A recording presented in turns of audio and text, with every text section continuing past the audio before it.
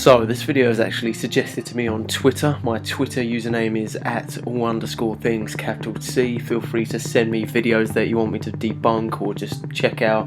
But now let's go on with the video. So this video is from Mary Sampras, who, if you don't know, is the owner of the Amazing Mystery channel, or Amazing Mystery Videos, which has a decent amount of views but tends to just sort of post videos that, you know, not much evidence, just post the videos pretty much, doesn't talk about them, doesn't discuss what's happening in the videos. I've debunked a few of her videos already on the channel, for instance this one, check it out if you haven't.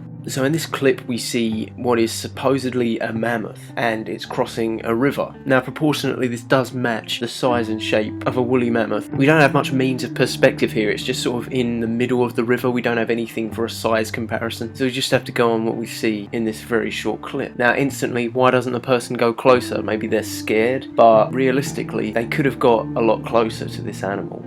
Woolly mammoths, as we know, died out fairly recently, but it was several thousands of years. We're talking about 10,000 years. Now here's why I don't believe this is a woolly mammoth. Since there's something that I think this is far more likely to be, I'm kind of just ruling out whether it's a woolly mammoth or not. Maybe it is, but it's very unlikely.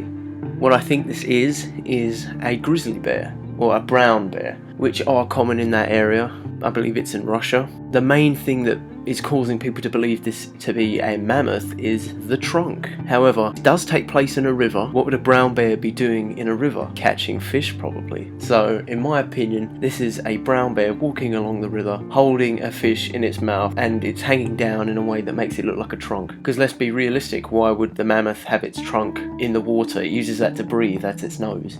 So let me know what you think in the comments below. Like the video, follow me on Twitter, and of course if you haven't already, subscribe for more creepy content.